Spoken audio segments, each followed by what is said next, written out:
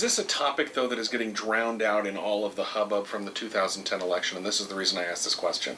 This is sort of, it's not sort of, this is on an international scale. You're talking about things that are not just the United States, they're on an international scale. When all the attention right now is going towards the Tea Party and deficits and taxes and domestic issues, that's really front and center in America's minds. People don't have jobs. We've got the foreclosure crisis. Is this message something that's getting drowned out by all the pressing needs we have here at home? You know, there are always pressing needs. As human beings, as moral actors, we can multitask. But we can't turn a blind eye because of something else that comes along with the economy or with the environment or whatever else and say we're no longer concerned about our brothers and sisters that are suffering unnecessarily. If there's preventable suffering, we need to do what we can. And it's also totally consistent with everything from the United Nations Charter, the Geneva Accords, our own domestic legislation like the Anti-Torture Statute, like the War Crimes Act. There are these shared values that have been incorporated in these international agreements and in our domestic law and our Constitution that have been totally disregarded by both the Bush and the Obama administration. And so you can't just say, well, we want to get health care reform through, which they didn't get much reform through in my view, but you can't just use as an excuse, let's forget about the past. Let's forget about war crimes and torture and warrantless wiretapping of American citizens' communications, every instance of which was a felony under the Foreign Intelligence Surveillance Act. Let's just forget about them because, gee, we need to pass health care and we're afraid that there might be some partisan uproar because we're holding people accountable. You know, we used to have statesmen in this country and stateswomen, but there weren't many women in Congress at the time. But in the late 1970s, the Church Committee, named after Frank Church, senator from Idaho, a select committee came together. And these were Americans first and foremost. They weren't Republicans and Democrats. They were Americans. They were patriots. And they said if there have been abuses in our intelligence community, we're going to investigate them and we're going to disclose them. And with that, we will seek reform so they don't happen again. And we rose to that occasion, and it was a great moment in our democracy. When these abuses were disclosed, when there was accountability, and if not in terms of criminal prosecution, at least people knew. We found out, yeah, the CIA they hired the mafia to assassinate Fidel Castro. Yes, the FBI threatened Martin Luther King Jr., tried to blackmail him into suicide by illegally wiretapping and engaging in surveillance of his personal activities. The CIA was opening mail on a wholesale basis, totally unconstitutionally. All of that was disclosed. What a great thing. When there are abuses, and there are always going to be some abuses if people think they can get away with it, but finally to address it and then move on. But you can only move on if you know what the situation was and then do what you can to deter that kind of misconduct. Now the attitude seems to be, let's just cover it up. Let's sweep it under the rug. President Obama said he doesn't even want an investigation. How can we in a democracy, in a republic where we're supposed to have checks and balances, say we're not even interested in determining what it is that went on and let the American people know about it and let their representatives take action so these abuses don't happen in the future? Let me get your thoughts on what's going on right now in American politics. Right now, I guess the flavor of the month is the Tea Party. What is your take of the Tea Party? What do you make of that? Do you think it's here for a long term? No, well, you know, I love civic engagement, but I think most of the people in the Tea Party, you don't hear a coherent message. I mean, they're anti-government, they're anti-deficits. Isn't it amazing when you have Republican presidents, the deficits don't matter to Republicans? You don't hear this from any of them. Where was the Tea Party when Bush was digging us deeper and deeper in debt than this nation has ever been during the Reagan administration? People, I think Gore Vidal was right, we're the United States of amnesia. Ronald Reagan dug us deeper into the deficit hole than this country has ever been up to that point. But, we heard from people like Senator Bennett say during the Bush years, deficits aren't a big deal. They don't really matter.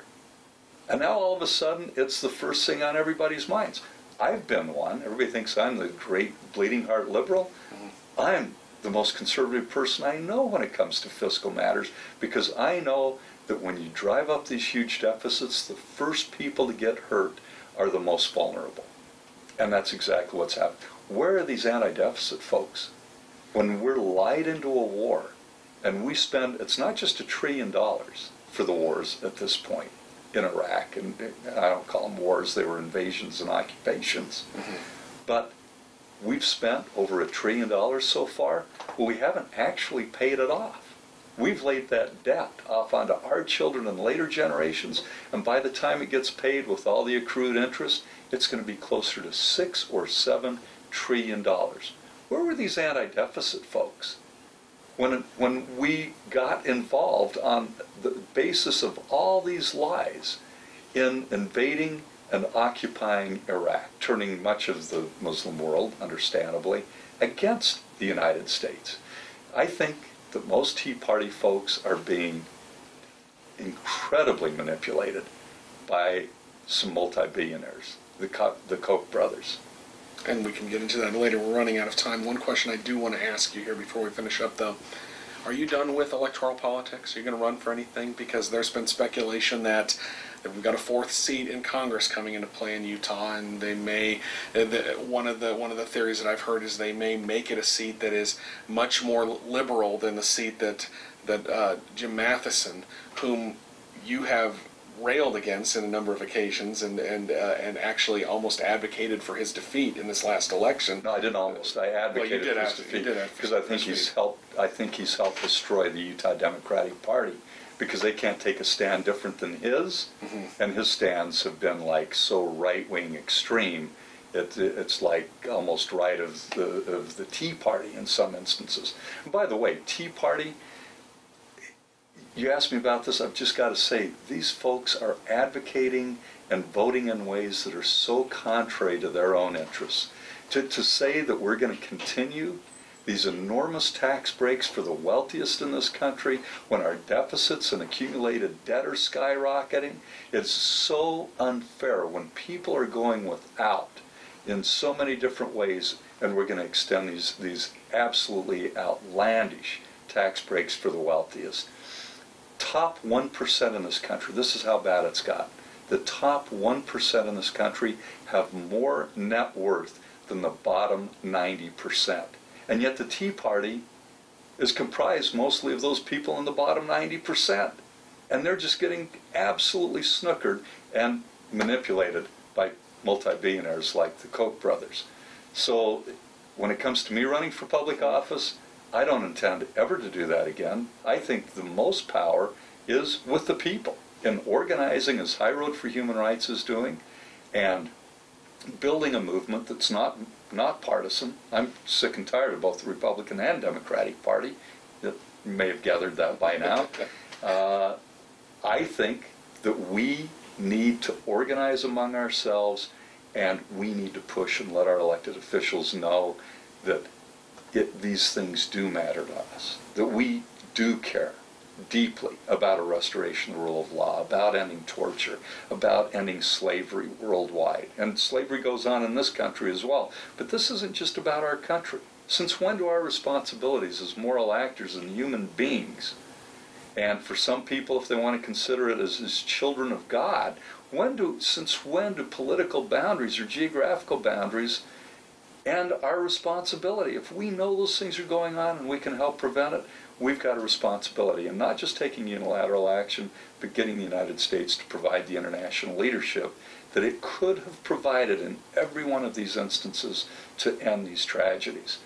That's where I think the power is, and I intend to my dying day to work on organizing people of goodwill, helping educate and provide tools so working together we can make major changes in human rights policies and practices of the United States, and again, not only in terms of what the United States alone does, but in the international impact that the United States has in bringing the international community together in addressing these human rights abuses. We'll have to do this again. There's a lot more to talk about, Okay. but we are out of time. For Good. Salt Lake City Mayor Thanks, Rocky Brad. Anderson, It's good to see you and head again. of High Road for Human Thank you. Rights. Thank you so much for your time. Thank you.